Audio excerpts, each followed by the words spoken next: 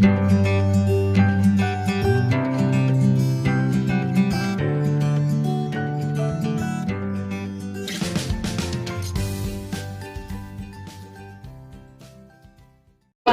to Miss Nadia and Miss Lily's classroom for the week.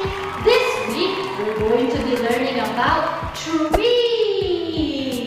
You already know the parts of the trees, right? Now this week we're going to be learning on who lives on the trees. Do you live on a tree?